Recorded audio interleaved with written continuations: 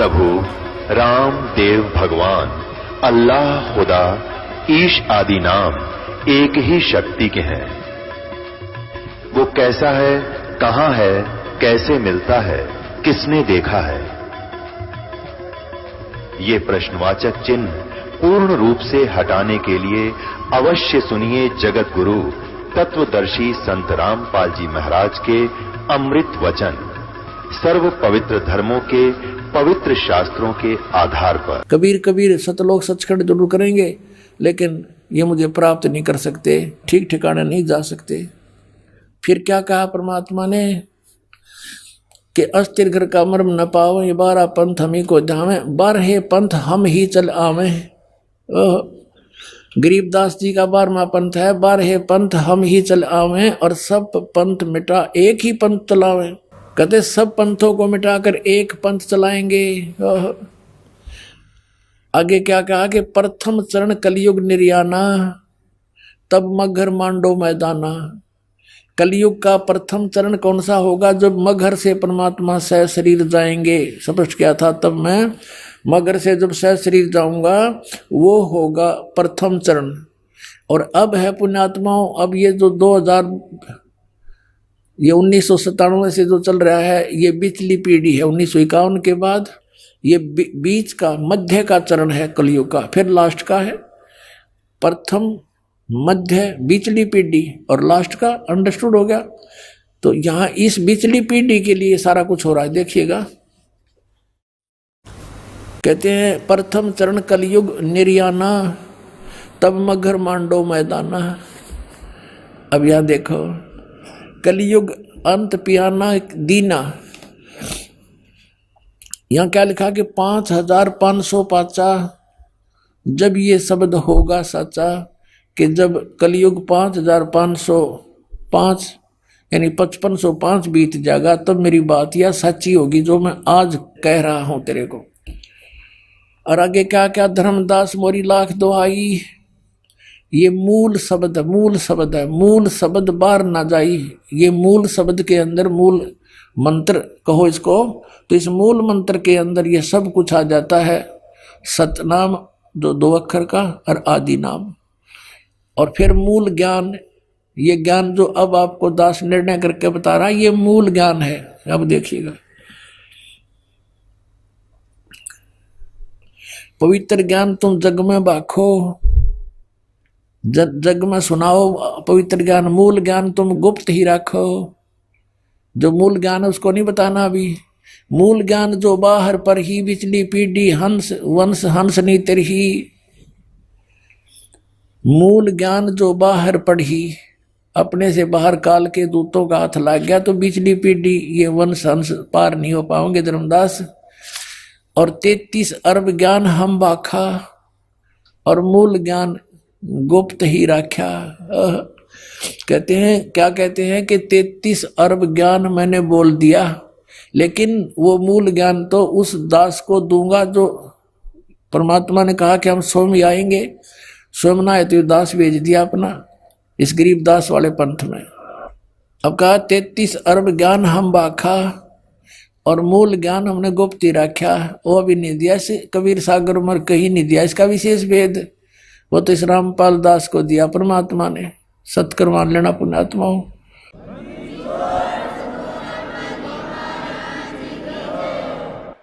अब क्या कहा है? मूल ज्ञान, मूल ज्ञान तुम तब लग छपाई, जब लग 12 पंथ मिटाई।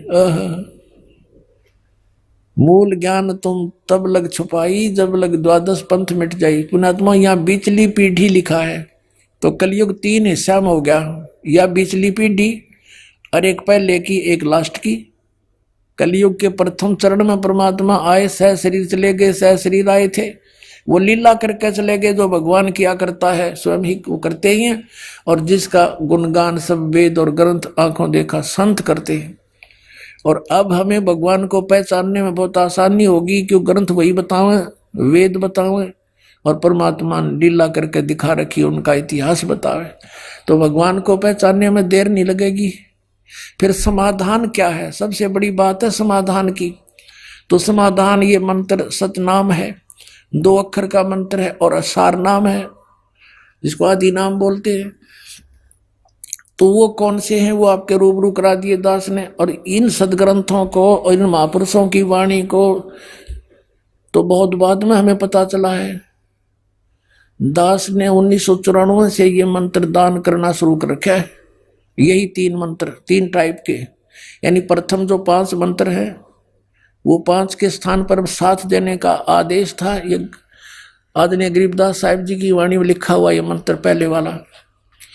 और पहले ये केवल 5 मंत्र देने थे, ये रंकार ओंकार सतनाम ये नहीं, वो मंत्र दूसरे जो आपको दिए जाते हैं। नानक साहिब जी ये नाम देते थे, लेकिन आने वाले समय में उस ज्ञान को ये आधार बना करके हमने ब्रह्मा विष्णु महेश से ऊपर चलना है, इसलिए सिख समाज के अंदर उन मंत्रों को त्याग दिया गया और केवल वाहिगुरु मंत्र का जोर दे दिया गया और केवल वाणी का पाठ ही जारी रखा।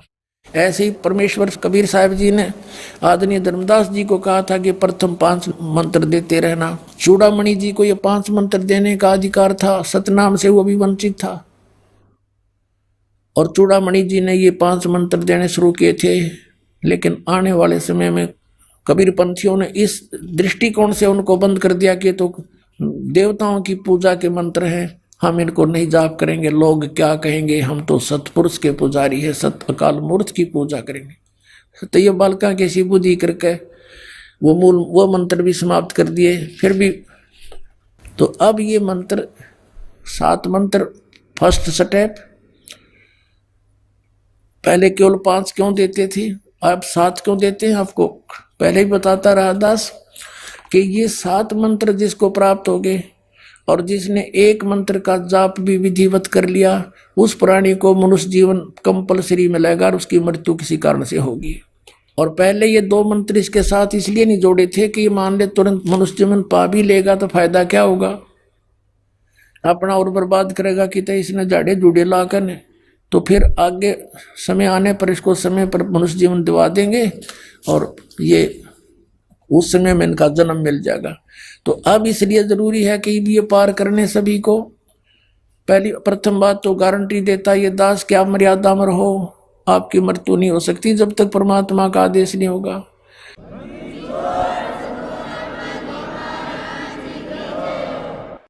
अभी क्या है कि हमारा जो समाज है वो छोटा है अभी इस सतमार्ग वाला, बाकी अन्य साधना के करने वाला समाज भरा पड़ा है।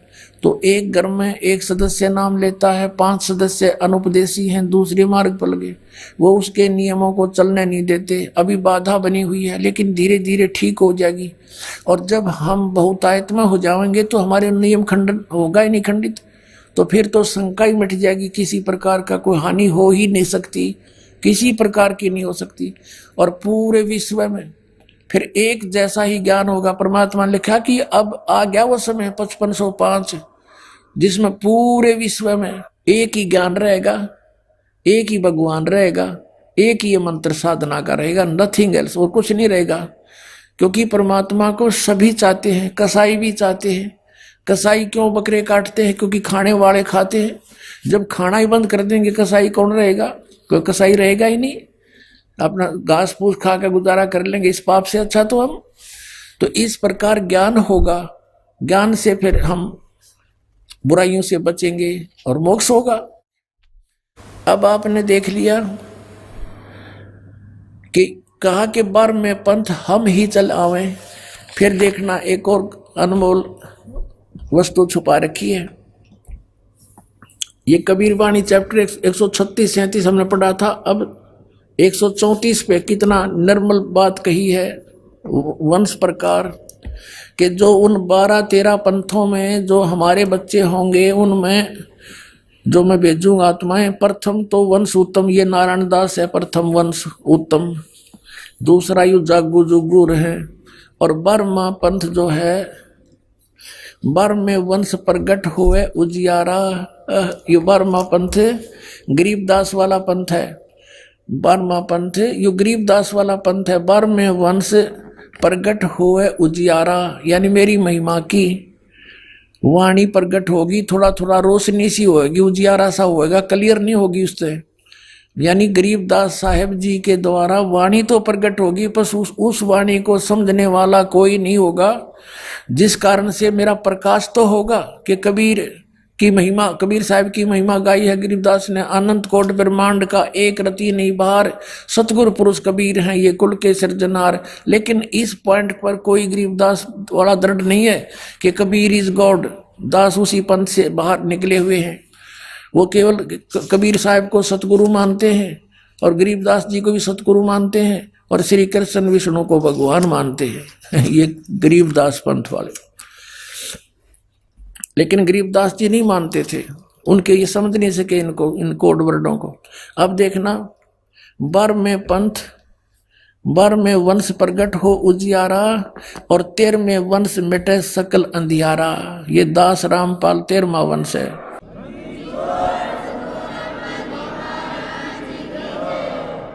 अपनात्माओं, अब ये निर्णय करते हैं आपके समक्ष के अब वर्तमान में कलयुग कितना बीत गया। पवित्र हिंदू धर्म में इन शंकराचार्यों के द्वारा रची गई पुस्तक एक ऑथेंटिक रिकॉर्ड माना जाता है। इन्हीं से हम स्पष्ट करते हैं कि वर्तमान में कलयुग कितना बीत चुका है। देखिएगा, ये एक पुस्तक है ज्योतिर्मय ज्योतिर्मठ।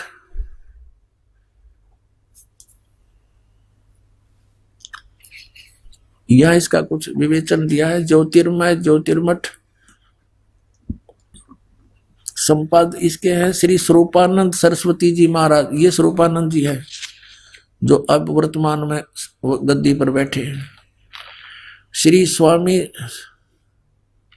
ये 2 मठों के अधिकारी हैं, ज्योतिष मठ पीठाधीश्वर और द्वारका पीठ के, ये 2 के इंचार्ज हैं सरस्वती। अब यहाँ क्या लिखा है, यह है संपादक लेखक एवं संकलन करता विष्णुदत्त शर्मा, अध्यक्ष आध्यात्मिक उत्थान मंडल दिल्ली। प्रेरणा स्रोत श्री सुबुद्धनाथ ब्रह्मचारी जी, मुद्रक फाइन प्रिंट एंड पैक्स। ये देखो, अखिल भारतीय आध्यात्मिक उत्थान मंडल, 1/3234 गली नंबर 2, रामनगर विस्तार, मंडोली रोड, सादरा दिल्ली। ये इनके फोन और फैक्स नंबर है। इसमें देखिएगा, इसके 11 पृष्ठ पे आदि शंकराचार्य का संक्षिप्त जीवन।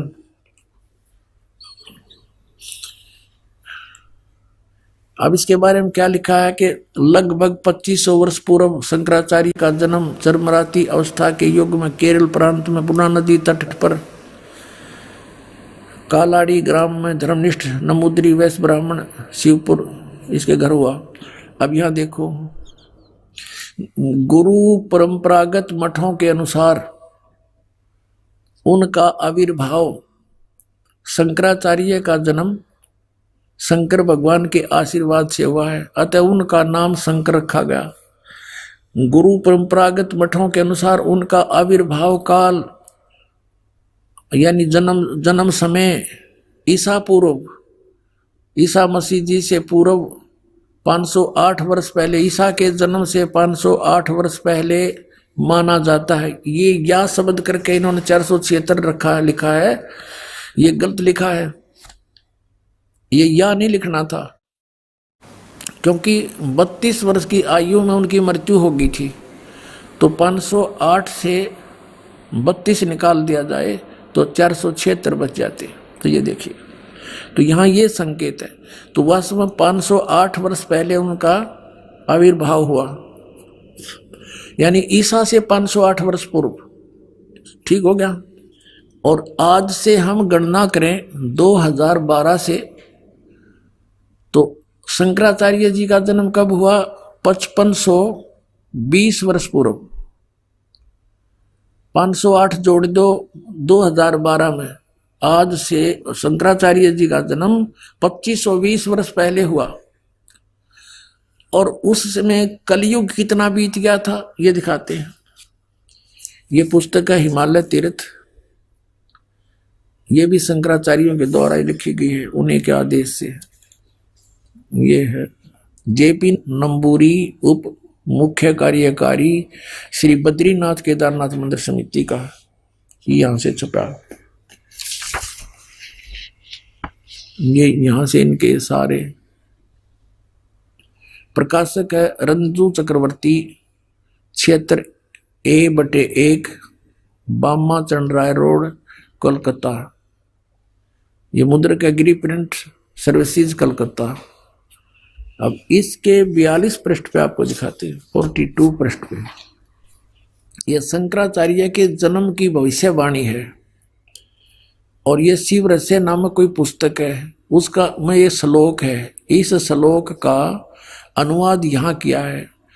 कलयुग के 3000 वर्ष व्यतीत होने पर बौद्ध मीमांसकों के मत पर विजय प्राप्ति के लिए शंकराचार्य यानी शंकर यति के रूप में आविर्भूत होंगे।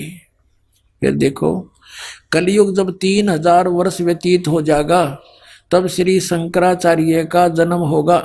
अपने आत्माओं, हमने अब कैलकुलेशन करनी है। आज कलयुग कितना चला गया? 3000 प्लस में 2520, 3000 जैसे शंकराचार्य जी का जन्म हुआ ईसा से 508 वर्ष पहले, नीचे से यहां से गणना करेंगे तो 2520 वर्ष हो गया आज के दिन 2012। और वो कितना उस समय कलयुग कितना बीत गया था जब उनका जन्म हुआ, जब 3000 वर्ष बीत गए थे। तो टोटल मिला दो दोनों को 5520 वर्ष हो गए। अब 5505 कब होंगे? जैसे जब 2000 ईस्वी में पहुंचते हैं तो जब सन 2000 ईसा जी को हो गए थे जन्म हुए ने, तो 2508 वर्ष हो गए थे शंकराचार्य का जन्म। यानी 5508 वर्ष कलयुग बीत गया था सन 2000 में, ये समझो। और फिर पीछे चले 3 और कम कर दें, 1997 में 5505 वर्ष बीत गया था कलयुग। और 1997 में दास को परमेश्वर मिले थे, उन्होंने कहा था कि अब यह समय आ गया है, डिस्क्लोज कर दे सार नाम और सतनाम का, डोंट वरी। बोलो सतगुरुदेव।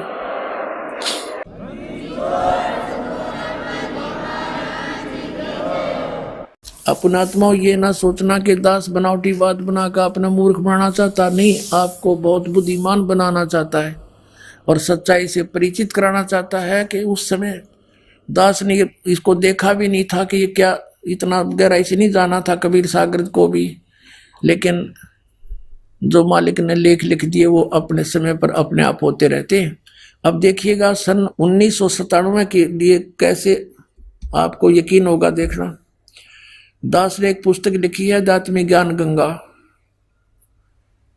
और जो आपके कर कमलों में है, इसमें एक लेख है 538 पृष्ठ पे, यथार्थ कबीर पंथ परिचय नामक एक विषय है।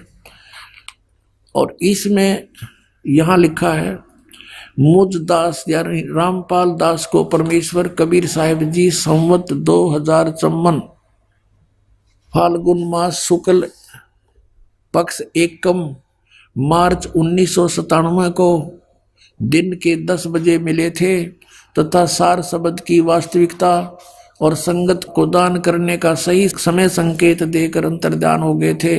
और इसको यानी मुझे परमात्मा मिले थे, इसको अगले आदेश तक रहस्य युक्त रखने का आदेश दिया था। बोलो सतगुरुदेव। और फिर परमात्मा ने एक और अनमोल खजाना अभी 10 दिन के अंदर अंदर हमें दिया है, ये और आपके रूबरू कराना चाहता है दास। ये देखिएगा, एक है सूक्ष्म वेद बोध। इसमें परमात्मा ने 600 वर्ष पहले कहा था, धर्मदास एक ऐसा समय आएगा कि पूरे विश्व में मेरा ही ज्ञान और मेरी ही महिमा रहेगी और सब ज्ञान सब पंथ ये समाप्त हो जाएंगे, केवल एक पंथ रहेगा। ये है कबीर सागर, ये वही कबीर सागर बोध सागर इसका खंड है। इसमें अध्याय है सवसंवेद बोध। और यहां देखना 171 पृष्ठ पे, यहां परमात्मा ने 600 वर्ष पहले कह दिया था धर्मदास को। यहां से नीचे से देखेंगे, कबीर सत्य कबीर वचन यानी कबीर परमेश्वर के वचन है ये। अब यहां कबीर साहब बोलते आ रहे हैं, तो यहां देखिएगा, इसमें लिखा है कि 5 सहंस और 5,500 जब कलयुग बीत जाए, जब 5,500 यानी 5500 कलयुग बीत जाएगा, तब महापुरुष फरमान जग तारण को आए। परमात्मा ने कहा था कि जब 5500 वर्ष कलयुग बीत जाएगा, तब महापुरुष फरमान तब जग तारण को आए। हिंदू तुर्क आदि सब है, जेते जीव जहान, और सतनाम की साख गह ये पाव पद निर्वाण। अपना आत्माओं परमात्मा का आदेश लेख है ये बहुत पहले का, अब ये सच्चा होना ही था। क्या कहा कि हिंदू तुर्क माने मुसलमान, हिंदू मुसलमान आदिक, और भी जितने भी, जैसे कोई भी सिख धर्म है, ईसाई धर्म है, या अन्य कोई डिवाइड हो गए, कोई पंथ बन गए हैं, ये सभी जेते जीव जहान और सतनाम की साख गहे, यानी सतनाम को प्राप्त करके और पावे पद निर्वाण, निर्वाण माने मोक्ष पद प्राप्त करेंगे, सबका मोक्ष हो जाएगा जो भी शरण में आ जाएंगे, सतनाम लेंगे। यथा शरीत गण, ये सब कैसे होंगे? एक सब पंथ मिटा के एक पंथ चलावें, वो कैसे मिलेंगे? देखो इस ज्ञान के आधार से ऐसे आएंगे। यथा शरीतगण, शरीतगण माने सभी दरियाएं नदियां, आप ही मिले सिंधु में धाये, जैसे दरिया स्वाभाविक ही सिंधु यानी समुद्र में दौड़ के जाती हैं, उनके बस की बात नहीं, अपने आप उनका फलो बन जाता है। यथा शरीतगण आप ही मिले सिंधु में धाये, सत सुकृत के मध्य तिमि ये सभी पंथ समाये। जिस प्रकार नदियां अपने आप समुद्र में जाकर मिल जाती हैं, पूरी स्पीड के साथ जाती हैं, ऐसे ही उस सत सुकृत के मध्य यानी उस सच्चे पंथ मैं चलाऊंगा, उसके मध्य में ये सभी पंथ समाएंगे, ऐसे जैसे दरिया जाके समुद्र में समाती हैं अपने आप। अब क्या बताते हैं? जब लग पूर्ण हो नहीं ठीके को तिथिवार, ये ठीक माने निर्धारित समय जो मैंने कर रखा धर्मदास, जब तक यो ठीक का समय यानी 5500 वर्ष कलयुग नहीं बीत जाएगा, तब तक तो मेरी ये वाणी बिल्कुल निराधार दिखाई देगी, जो सूक्ष्म इस सब संवेद में लिखी है। देखिएगा, जब लग पूर्ण हो नहीं ठीक को तिथिवार, कि जब तक ये निर्धारित समय नहीं आओगा ठीक माने निर्धारित समय, निश्चित समय। जैसे ये ठीक का अरदास ने कहाँ से जाना? बचपन में हम सुना करते थे कि एक व्यापारी पैसे नहीं दे रहा है, आगे से आगे ठीक बता रहा है, ठीक, ऐसे हमारी लोकल लैंग्वेज का शब्द है ये। तो ठीक का मतलब निर्धारित समय निर्धारित कर देना, ये ठीक।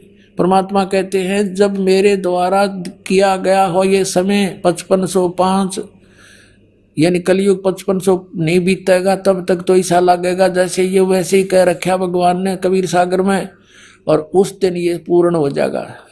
अब देखो, जब लग पूर्ण होए नहीं ठीके का यानी ठीक का तिथिवार, और कपट चातुरी तब लो ये सब संवेद निराधार है, मेरी वाणी तब तक निराधार महसूस होगी। फिर क्या बताते हैं? ये कपट चातुरी के आधार से लोग कहेंगे वैसे कह रखा है, ये सब संवेद झूठा है।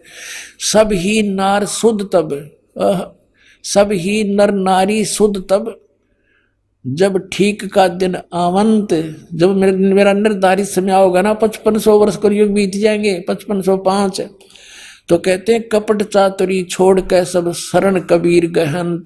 कहते हैं सभी नर नारी शुद्ध हो जाएंगे, इनमें कोई कपट नहीं रहेगा, इनको पता लग जाएगा कि पाप है सारा, अपनी नेक नीति से कमाई करा करेंगे, बेमतलब के खर्चे बंद कर देंगे, थोड़े में बहुत ज्यादा कमाई हो जाया करेगी। और एक्स्ट्रा बिजनेस जो हम करते, बीड़ी शराब मांस तम्बाकू पर पैसा लगाते हैं, बड़ी बड़ी कोठी बनाने पर अपना जीवन का सारा समय बर्बाद करते हैं, विवाह शादियों में बकवाद करके बेमतलब के खर्चे करके हम कर्जे में फिर दबे रहते हैं, तो ये सब छूट जाएंगे। फिर भक्ति आराम तो हो जाएगी, थोड़े से में गुजारा हो जाया करेगा।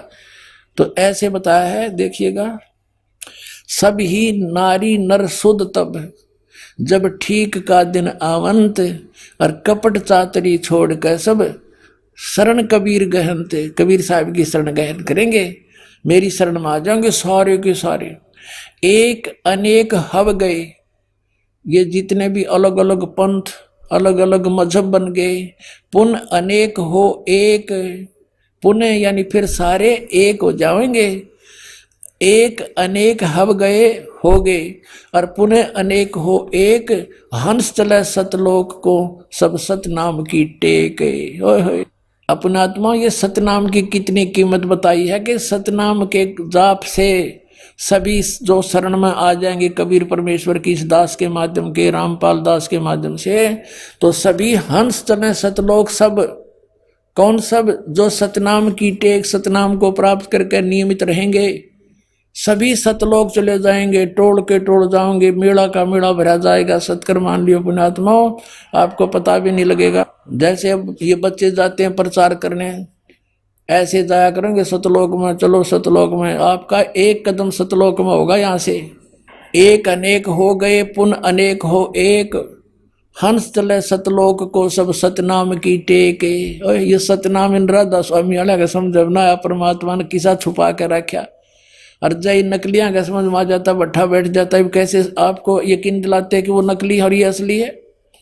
क्योंकि अनअधिकारी से ये सतनाम प्राप्त हो गया ना 2 अक्षर का, उसका वैसे भी यूज नहीं होना, कोई लाभ नहीं होना उससे। वो डुप्लीकेट कोई पासपोर्ट बनाता है तो वो दोनों दोषी होते हैं। तो वो बहुत देर में पता लगता है, जब वहां जाकर चेकिंग होती है सतलोक में जाते समय, तो फिर तो सब कुछ उजड़ गया होता है। अब तो देखो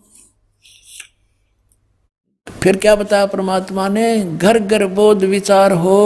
ओए होए मेरे ज्ञान का, बोध माने ज्ञान का, घर घर विचार विमर्श चलेगा, और सबकी दुर्मति दूर बहाए, सबकी दुर्मति दूर हो जाएगी। हाहाकार माचरी, यो मेरा, सासू बहू तो लड़े, बहू सास ने के गेर लड़े हैं, पड़ोसी के लट्ठम लट्ठा, बान भाई का प्यार रहा नहीं, माया हाय हाय हो रही है। कहते हैं बिल्कुल शांत हो जाएंगे, किसी में या हाय हाय मिट जाएगी, कति पता लग जाएगा कि परमात्मा की भक्ति करने से छुटकारा होगा, और जो मालिक ने देना है वो इतना देगा, तुमसे समाप्त नहीं हो सकता। ये सत्कर मान लेना। ये देखिएगा, घर घर बोध विचार हो, दुर्मति दूर बहाए, कलयुग में एक हो कैस एक है वह सोई, और बरत सहज सुबाए। कलयुग में ये सभी एक हो गए और बरतते सहज सुभाए, सब प्यार से रहा करेंगे। पता लग जाएगा किसी की आत्मा दुखाने से हमें कितनी हानि होती है, कितना दुख भोगना पड़ता है। कहते कहा उग्र का शूद्र हो, डाकू चोर लुटेरे शूद्र जिसको तुम छोटी जाति के कहते हो, और कोई बुराइयां करते हैं, कहते हैं हर सब की भवभीर, और सो सत समान समदृष्टि है समृत सत कबीर। के सभी उग्र हो चाहे शूद्र हो, डाकू चोर, सब इस बात को स्वीकार करेंगे कि हम गलती कर रहे हैं, और अपना सच्चाई से के साथ इस मार्ग को ग्रहण करेंगे। और बहुत भीड़ माने बहुसंख्या में लोग इस वस्तु को, सतनाम को, इस पंथ को ग्रहण करेंगे। और वो जो मार्गदर्शक होगा वो समान दृष्टि से, सबको एक दृष्टि से, एक स्वभाव से, एक भाव से व्यवहार करेगा, और वो समर्थ सत कबीर होगा। बोलो सतगुरुदेव।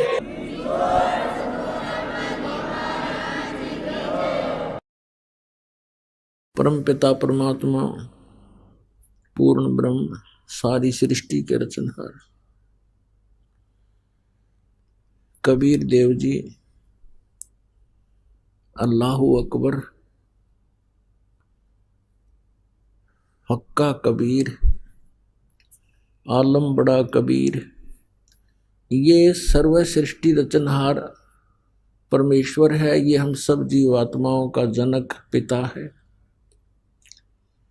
यही परमात्मा चारों युगों में अपने सतलोक निज धाम से, तीसरे मुक्ति धाम से गति करके चल के आते हैं। हम काल जाल में फंसी हुई भोली आत्माओं को सतलोक में होने वाले सुख और यहाँ पर आप उठा रहे दुख, इन सब का तुलनात्मक तरीके से ज्ञान कराते हैं और हमें बताते हैं कि तुम यहाँ के रहने वाले नहीं हो। ये पृथ्वी 21 ब्रह्मांड समझो और इन ब्रह्मांडों में से ये पृथ्वी जहां आप अस्थायी निवास कर रहे हो, ये सारी कैद है, ये परिजन है, जेल है। और इस जेल से आप कैसे मुक्त हो सकते हो, इसका ज्ञान कराने के लिए परमेश्वर स्वयं आते हैं। जिसको हम भगवान मानते रहे अब तो नहीं मानते,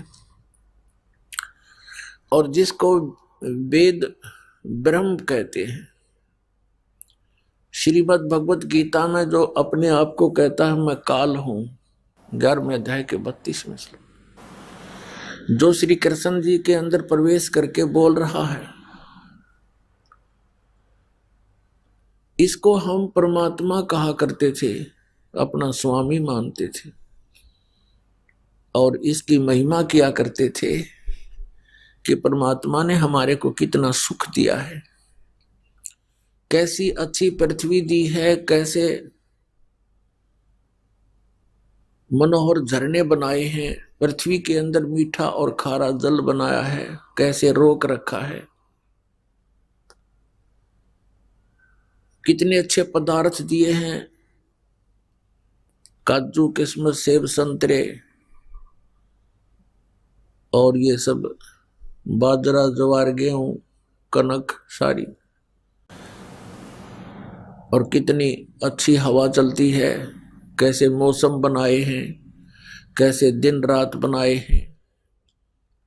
लेकिन हम इन खूबियों से हम इसको भगवान मान रहे थे। अब परमेश्वर कबीर देव जी ने, कबीर साहब ने आकर के बताया कि इस झूठे सुख को सुख कहे, यो मान रहा मनमोद, ये सकल चबीना काल का, कुछ मुख में कुछ गोद। ये परमात्मा जो हमारे पिता हैं, सबके जनक हैं, जो हमें इस काल की कैद से छुड़वाने की विधि बताने आते हैं, ज्ञान बताने आते हैं, यही परमात्मा सन 1398 संवत 1455 ज्येष्ठ सुदी पूर्णमासी को अपनी महिमा अनुसार, अपनी लीला अनुसार, विधान अनुसार जो प्रत्येक युग में लीला करते हैं, ये सतलोक से तीसरे मुक्ति धाम से चलकर आए, एक शिशु रूप धारण किया। और जैसा कि परमेश्वर की महिमा में लिखा है कि वो जंगल में, वन में, किसी सरोवर में, तालाब में कमल के फूल पर आकर विराजमान होते हैं, जिस कारण से वो नारायण कहलाते हैं। नारायण का अर्थ होता है जल पर निवास करने वाला। वो परमात्मा स्वयं चलकर आए, एक शिशु रूप धारण किया, कमल के फूल पर विराजमान हुए। इनके प्रत्यक्ष दृष्टा महर्षि रामानंद जी के शिष्य थे, और एक नीरू नीमा नाम के जुलाहा दंपति, जुलाहा पति पत्नी, वो निसंतान थे। स्नान करने के लिए प्रतिदिन वो उसी सरोवर पर सुबह सुबह जाया करते थे। नवजात शिशु को प्राप्त करके भगवान का शुक्र करते हुए घर ले आए। वही परमात्मा थोड़े से बड़े हुए, 5 वर्ष की आयु से ही अपने जिस उद्देश्य को लेकर आए उसको प्रारंभ किया। बड़े बड़े विद्वानों के छक्के छुड़ा दिए। तत्व ज्ञान के सामने उसमें के मंडलेश्वर टिक नहीं सके। लेकिन अफसोस है कि हम सभी प्रजा उस समय अशिक्षित थे और इन अज्ञानी ऋषि महर्षि मंडलेश्वरों का दाव लग गया कि कबीर क्या जाने सदग्रंथों के गूढ़ रहस्यों को, क्योंकि सभी सदग्रंथ जैसे पवित्र चारों वेद, पवित्र श्रीमद् भगवत गीता, पवित्र 18 पुराण आदि आदि, ये सभी सदग्रंथ संस्कृत भाषा में लिपिबद्ध हैं और परमेश्वर कबीर देव जी अक्सर ज्ञान नहीं रखते और वो मंडलेश्वर और नकली कहा करते कि कबीर जी को अक्सर ज्ञान नहीं है, इसलिए वेदों को ये क्या जाने, क्या समझे पुराणों को, जिस कारण से आज तक ये अज्ञान बना रहा।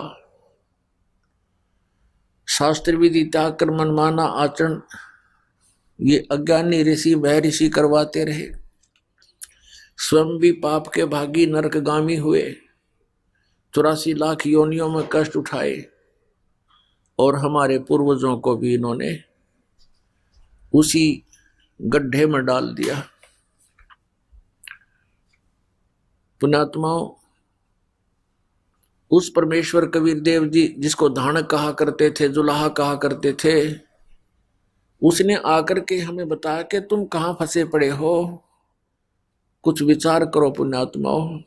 परमेश्वर कहते हैं मात पिता मेरा नाही, ना मेरे घर दासी, और जुल्हे का सुत आन कहाया, जो जगत करे मेरी हंसी। परमात्मा कहा करते थे ना हम जन्मे ना गर्भ बसेरा, ना हमारा कोई जन्म हुआ, ना हम किसी गर्भ में रहे, और हम सतलोक से चलकर आए काटन यम की फांसी। अब परमात्मा की इन बातों पर विश्वास किसी को नहीं हो रहा था, क्योंकि हमें अक्सर ज्ञान नहीं था। और ये शिक्षा इस मनुष्य जीव की सबसे बड़ी शत्रु है। हम भले इसको बड़े गर्व के साथ मानते हैं कि शिक्षा नहीं है तो पशु के समान जीव है, नहीं।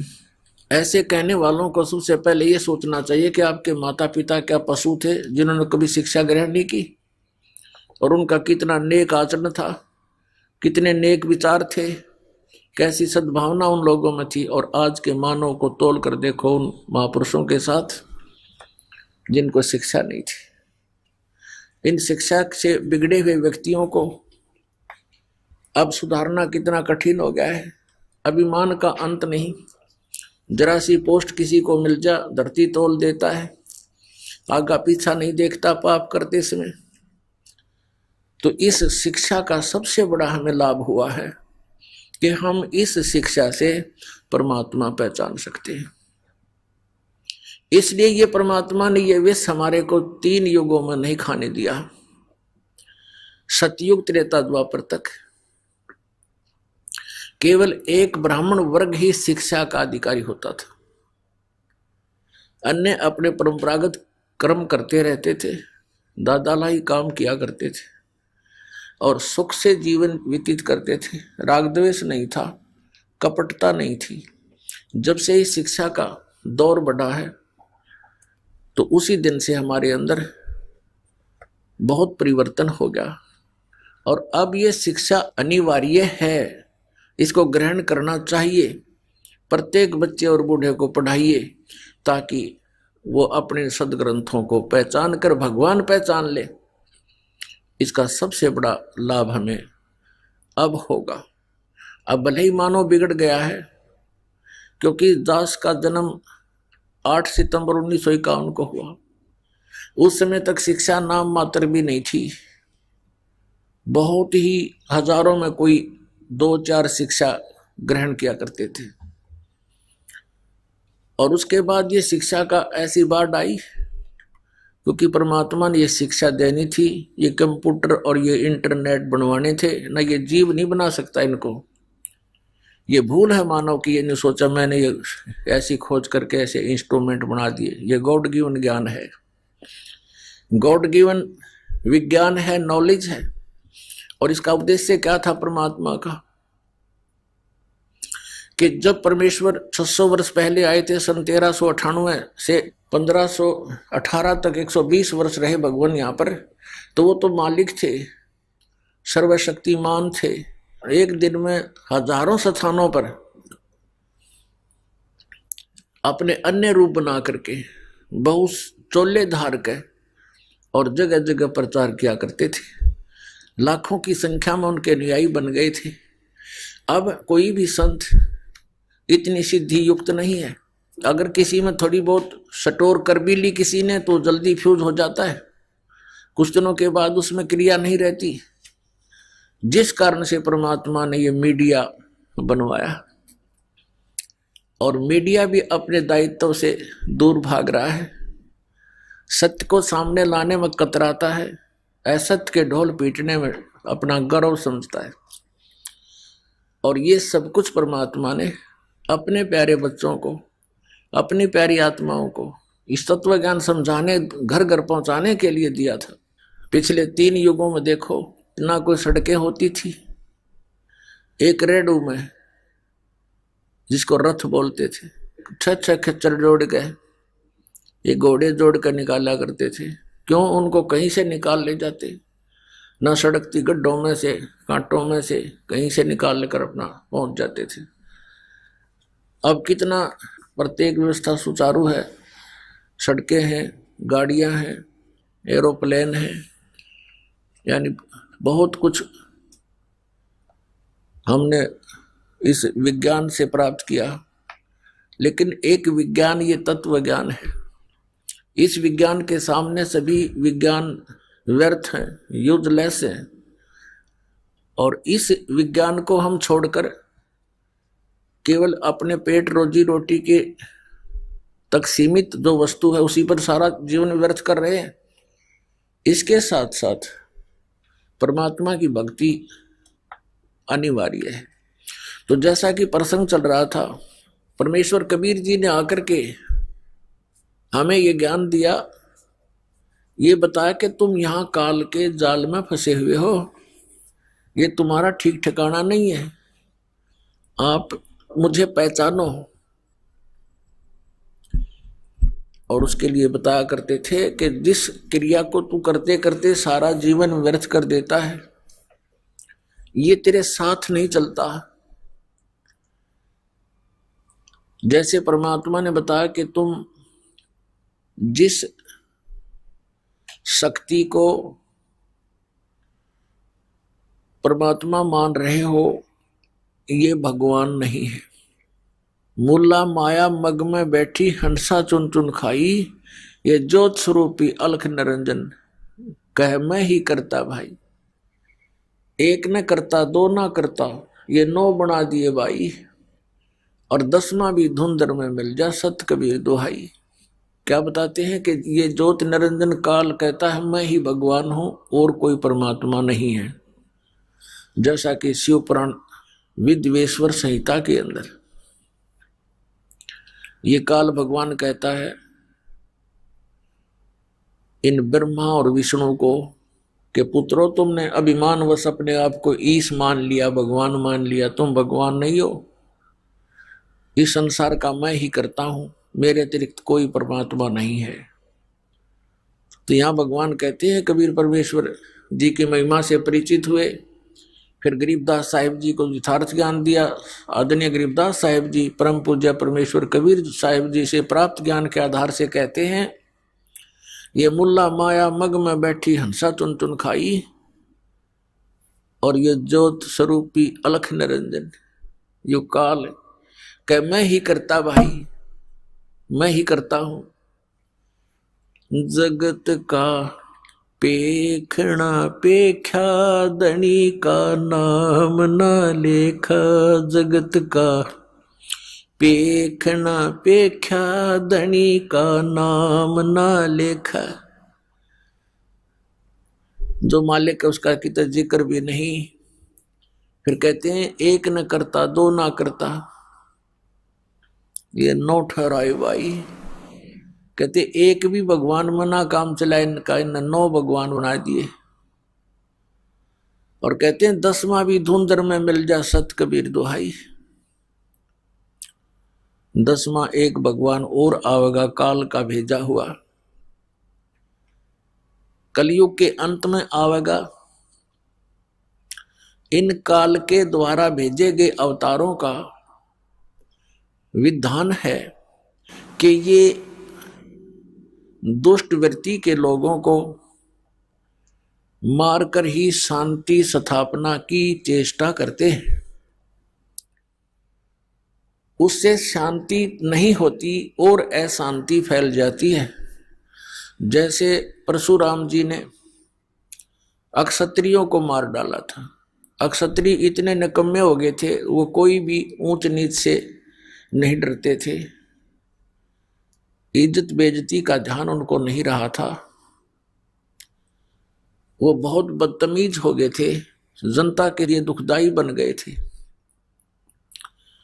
ये राजा लोग, राजनेता,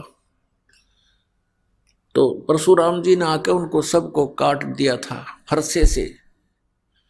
लेकिन परमात्मा कबीर जी कहते हैं कि ये कोई समाधान नहीं है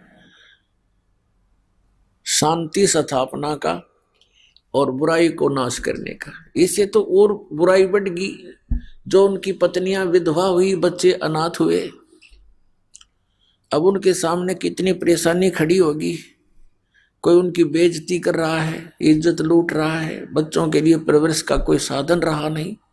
ये खाक शांति उत्पन्न की उन्होंने, और क्या खाक उन्होंने ये बुराई मिटाई। परमात्मा आते हैं अपने तत्व ज्ञान और अपनी शक्ति से बुरे से बुरे व्यक्ति को भी नेक बना देते हैं, और फिर वो पुण्यात्मा स्वयं भी भक्ति करते हैं और अन्य समाज को भी वो दुखदाई नहीं होते, क्योंकि वो परमात्मा से डरने वाले बन जाते हैं। परमात्मा से डर उस समय लगता है जब हम कुछ तत्व ज्ञान से परिचित हो जाते हैं।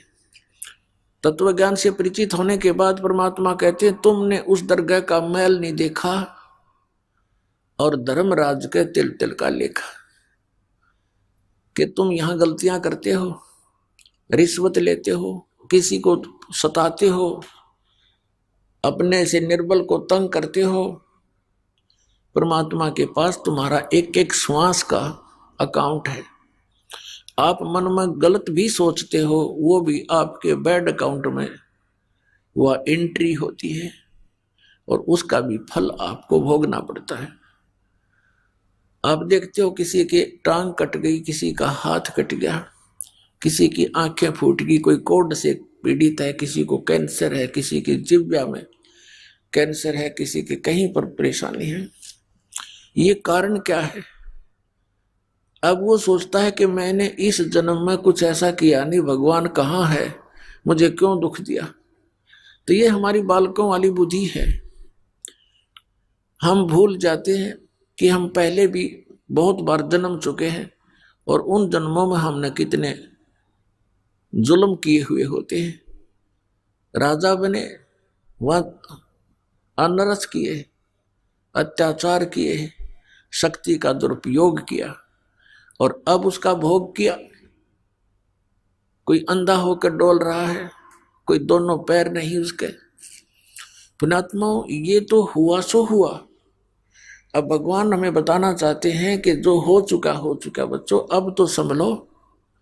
अब चाहे कितना ही रोगी हो, कैसा ही अंग भंग हो, और कैसा ही दुष्ट या नेक व्यक्ति हो, परमात्मा के ज्ञान से वह फिर से संभल सकता है। परमात्मा ने आकर हमें बताया, एक पुण्य एक पापी आया, एक है सुम दलेल रे, गरीबदास हरि नाम बिना सब ही जम की जेल रे। जैसे कुछ पुण्य आत्माएं हैं, अच्छी आत्माएं हैं, नेक नीति से जीवन निर्वाह कर रहे हैं, वो किसी को कष्ट नहीं देते, भगवान से डरने वाले भी हैं, लेकिन वो भक्ति नहीं कर रहे, क्योंकि उनको ज्ञान नहीं कि एक और काम आवश्यक है। उस कार्य से वो अपरिचित होने के कारण फिर भी अपने जीवन को बहुत ही बचाकर चलते हैं। और एक व्यक्ति दूसरा उसके साथ है, शराब भी पीता है, चोरी भी करता है, और भी बदमाशी करता है, और वो भी अपना जीवन जी रहा है। और फिर क्या होता है, इन दोनों में अंतर क्या है? जनसाधारण तो ये कहेगा कि ये नेक आदमी तो बहुत अच्छा है और ये निकम्मा आदमी तो निकम्मा बहुत है, ये तो अंडरस्टूड है। आइए अब हम उन श्रद्धालुओं के अनुभव जानते हैं जो जगत गुरु तत्वदर्शी संत रामपाल जी महाराज जी से दीक्षा प्राप्त कर चुके हैं तथा उनके द्वारा बताए गए भक्ति मार्ग पर चल रहे हैं। जी नमस्कार। सर साहिब सर जी। क्या नाम है जी आपका? मेरा नाम आरती पटेल है। आरती जी, आप कहाँ से आए हैं? मैं एमपी दमोह से हूँ, मध्य प्रदेश। बहन जी, संत रामपाल जी महाराज से नाम दीक्षा लेने से पहले आप क्या भक्ति साधना करते थे? मैं यही देवी देवताओं की पूजा पाठ करती थी, कार्तिक का महीना नहाती थी, सभी देवी देवताओं की यही पूजा करती थी। जब आप ये सभी पूजाएं कर रहे थे तो फिर आप संत रामपाल जी महाराज की शरण में क्यों गए? क्योंकि पहले मेरी मम्मी जी बोलती थी, बेटा तू इतनी भक्ति करती है, तो इन जो संत रामपाल जी महाराज हैं जो भगवान का रूप आए वो सही साधना बता रहे हैं, ग्रंथों के अनुसार भक्ति बता रहा है, बेटा ये भक्ति कर जिससे तुझको लाभ होगा। क्योंकि मैं कहती थी नहीं, मेरे घर में मैं छोटी हूँ घर में और मेरी सासू माँ है मेरे साथ में, सभी देवी देवालय हैं, मेरी सास बहुत ज़्यादा लड़ती झगड़ती है, इसलिए मैं मम्मी को मना करती थी। तो मम्मी ने बोला कि बेटा इस साधना में कोई लाभ नहीं है। मैंने कहा मम्मी ठीक है, जो है परमात्मा मतलब भगवान जैसा, पहले तो भगवान ही को करते थे। फिर मम्मी बोली नहीं बेटा, जो अपनी तू तो पढ़ी लिखी है, जो शास्त्रों के अनुसार भक्ति करना है अपन को वो जरूरी है, क्योंकि मानुष जन्म दुर्लभ है, मिले न बारंबार, और तरवर्ष पत्ता टूट गिरे बहुत न लगता डांट। तो मैंने बोला मम्मी अब मैं क्या करूँ, मैं मजबूर हूँ, परेशान हूँ, ऐसे करते मैं टालती गई। फिर कुछ दिन बाद फिर ऐसे ही मैं 2015 में मुझे उल्टी दस्त हो गई, तो मुझे सभी लोग मतलब हॉस्पिटल ले गए सरकारी, तो वहाँ पर मेरा ट्रीटमेंट हुआ। तो सभी मतलब हमारे मतलब घर वाले सभी लोग थे, तो वो घबराने लगे। 2-3 दिन हुए मुझे, तो कोई लाभ नहीं, मतलब दवाई से कुछ ठीक नहीं हुई मैं। फिर बोले कि डॉक्टर बोले कि इसकी रिपोर्ट तो सभी ने ला रही हैं, कुछ नहीं है, पता ही नहीं चल रहा क्या हो रहा है। फिर मेरी उल्टी दस्त तो ठीक से हो गई, पर मैं बिल्कुल लस्त पड़ गई थी, तो मैं किसी को मतलब पहचान नहीं पा रही थी और ज़ोर ज़ोर से मैं उठ के गिर रही थी ऐसे बहुत ज़्यादा। तो फिर उन लोगों ने कहा कि जहाँ भी ले जाना हो आप ले जा सकते हैं इसको। तो फिर मेरे भाई लोग सभी लोग बोले कि अपन इनको प्राइवेट में दिखाते। तो फिर मेरे भाई लोग हैं ना, मुझको मनीष पटेल के यहाँ ले गए। फिर मनीष पटेल ने हमको एडमिट कर दिया यहाँ पर, ये अपने जो मिशन अस्पताल है वहाँ एडमिट कर दिया, दमोह हॉस्पिटल है वहाँ पर। तो फिर डॉक्टर ने वहाँ भी फिर से रिपोर्टें हमारी शुरू से फिर से की, तो वह डॉक्टर ने बोला कि इनकी रिपोर्टें तो सभी ने ला रही हैं, पता नहीं चल रहा है क्या बीमारी। उन्होंने बोला ऐसी कुछ टेंशन होगी, टेंशन वाली बीमारी होगी। तो फिर मुझे वहाँ बहुत ज़्यादा मैं वो हो गई। तो फिर मेरी मम्मी लोग बोली कि अब ये क्या नहीं, पता नहीं इसको क्या हो गया, कुछ भी किसी को नहीं पहचान रही। तो मम्मी ने बोला बेटा हम इनको संत रामपाल जी महाराज जो परमात्मा आए हुए हैं उनकी शरण में ले जाते हैं, वही सब कुछ ठीक कर सकते हैं अपने मालिक, इसको कुछ नहीं होने देंगे। तो मैं ऐसे मुझे मेरे सामने एकदम से 9 बजे की बात है सुबह, तो मेरे सामने एकदम से ऐसे भैंसे पर बैठे हुए यमराज आए, मुकुट रखे हुए थे ऐसे और सींग थे उनके और बड़ी बड़ी मटके जैसी उनकी आंखें थी। तो बोले आपका समय हो गया आप चलो, और ऐसी नज़रों से प्रहार कर रहे थे, मेरे को उठा पटक रहे थे। फिर मैंने बोला मैं नहीं जाऊंगी, मेरे बच्चे हैं, मुझे ऑक्सीजन वगैरह बोतल लगी हुई थी, 8 दिन से मेरे अंदर पानी भी नहीं जा रहा था मुँह के। संत रामपाल जी की यहाँ प्रार्थना लगाई मेरी मम्मी जी ने, तो वहाँ से जवाब आया कि आप माई आपकी लड़की में जान भी ना हो तो आप यहाँ ले आइए, परमात्मा दया करेंगे, सब ठीक कर देंगे। तो हमारी मम्मी ने बोला कि जल्दी करो, अपन इनको आश्रम ले जाते हैं। तो यहाँ सागर में वो तिलकगंज है सागर में, वहाँ पर आश्रम था। तो संत रामपाल जी महाराज जो परमात्मा आए हुए हैं उनकी दया से मुझे जैसे ही इन्होंने, हम 4 लोग हमें उठा के और लैट्रिन बाथरूम में बिठाते थे जब मैं जा पाती थी, और उन्होंने हमें 4 जन ने हमें ऐसे गाड़ी में लिटाया और फिर हमें वहाँ ले गए। तो मैं गड़ा कोटा के आगे ही निकली थी, अपने आप से दोपहर की आरती लगाई हुई थी मेरी मम्मी मोबाइल में, तो मैं उठ के बैठ गई और मेरी मम्मी का मोबाइल लेके और मैंने ऐसे लगाया, परमात्मा का याद किया। तो मैं बिल्कुल, मम्मी लोग देखते ही कहने लगे अब मालिक की दया हो गई, परमात्मा की तरफ चल पड़े। तो मालिक ने दया कर दी, क्योंकि मेरी सांस भर चल रही थी उस समय जब उनने प्रार्थना लगाई थी ना। तो वो जैसे ही यमराज हट गए थे नज़रों से और गुरुजी जो संत रामपाल जी महाराज हैं वो दिखने लगे थे मुझे। तो मैं पहचान में बोल रही थी मम्मी, जब मैं शाम को घर गई ना तो वहाँ सत्संग लगाया उन्होंने, मैंने बोला मम्मी यही दादाजी आए थे, मैं पहले उनको देखा नहीं था। तो मैं बोली मम्मी यही दादाजी आए थे मेरे को, और ऐसे हाथ किया था और मुस्कुरा रहे थे कि अब कुछ नहीं होगा बेटी तुझे। तो मम्मी बोली बेटा यही है अपने परमात्मा। तो मैंने कहा हाँ मालिक यही परमात्मा है, बंदी छोड़। तो फिर मैं उसी समय मैं एकदम से अपने आप से उठ के और आश्रम में दौड़ के गई। सभी लोग बोल रहे एक आपकी लड़की तो सीरियस थी, बोले नहीं परमात्मा की दया हुई है।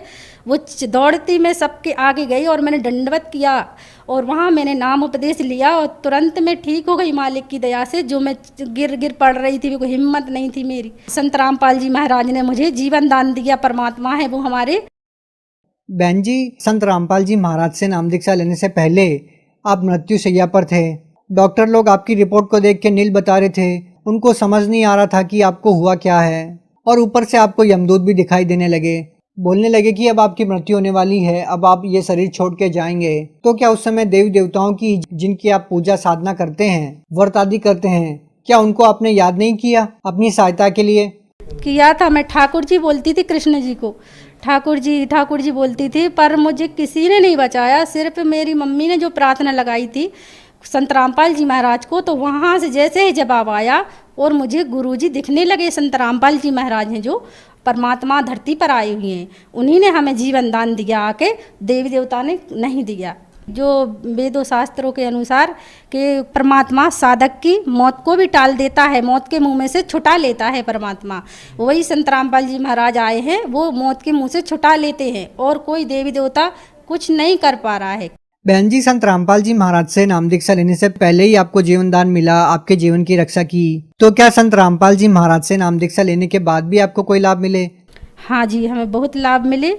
मुझे मानुष जन्म जो है परमात्मा बताते हैं, मानुष जन्म दुर्लभ है, मिले ना बारंबार, और तरवश पत्ता टूट गिरे बोहर न लगता डार। वो भक्ति मिली मुझे जिससे हमारा मोक्ष होगा। जी, हमारे पति जी हैं जो नशा करते हैं बहुत ज़्यादा, दारू वगैरह पीते हैं, मांस मंदरा खाते हैं, तो बोलते थे मैं अपने जैसा दामन ढूंढूंगा। तो मैंने कहा कि मेरी ज़िंदगी तो आपने बर्बाद कर दी है, मैं अपनी लड़की की नहीं करने दूंगी। मैं तो संत रामपाल जी महाराज की जो भक्ति करेंगे उनके अनुसार वही ऐसा ही मतलब मैं दामन ढूंढूंगी। तो बोले कि ऐसा नहीं होगा, मेरी लड़की है, जैसा मैं हूँ वैसा ही ढूंढूंगा मैं अपनी लड़की के लिए। मैंने बोला ये नहीं हो सकता। तो मैंने परमात्मा संत रामपाल जी महाराज को प्रार्थना लगाई। परमात्मा संत रामपाल जी महाराज की दया से उनके ही शिष्य हैं जो उनका पूरा परिवार जुड़ा हुआ है। तो मेरी बच्ची की उनकी मतलब साथ में शादी हो गई है, वो रमेड़ी बोलते हैं हम लोग। बहन जी, जैसा कि हम संत रामपाल जी महाराज के अनुयायियों से सुनते हैं कि संत रामपाल जी महाराज शादी विवाह को, जिनको आप रमेणी बोलते हैं, वो बहुत ही अलग तरीके से करवाते हैं, उसके बारे में आप क्या कहना चाहेंगे? इसमें ऐसा होता है सर जी कि कोई दहेज नहीं लिया जाता है, कोई 1 रुपया नहीं लिया जाता है, ना आगे ना पीछे। ऐसा नहीं कोई बोले कि पीछे को दे देंगे हो, मतलब देते होंगे ये लोग, तो कभी नहीं। ये परमात्मा के नियम है हमारे, जो संत रामपाल जी महाराज हैं, जो ये नियम है उनके कि कोई दहेज 1 रुपया लेना ना देना, और दहेज मुक्त शादियां कर रहे हैं, ये भ्रष्टाचार मिटा रहे हैं, सभी को एक कर रहे हैं, जात पात कोई विवाद नहीं हो रहा है, सभी एक जैसे हो रहे हैं, सभी अपने भाई बहन हैं। बहन जी, जो श्रद्धालु आपकी तरह संत रामपाल जी महाराज से लाभ लेना चाहता है तो वो उनसे नाम दीक्षा कैसे ले सकता है? जी, ऐसे ले सकते हैं कि अपने पास में जो कोई नामदान सेंटर है, अब तो हर गांव जिले में नामदान सेंटर हो गए हैं संत रामपाल जी महाराज परमात्मा के, तो सभी ले सकते हैं, वहीं पास जाकर अपने तो नाम दीक्षा ले सकते हैं। बहुत बहुत धन्यवाद जी सत साहिब।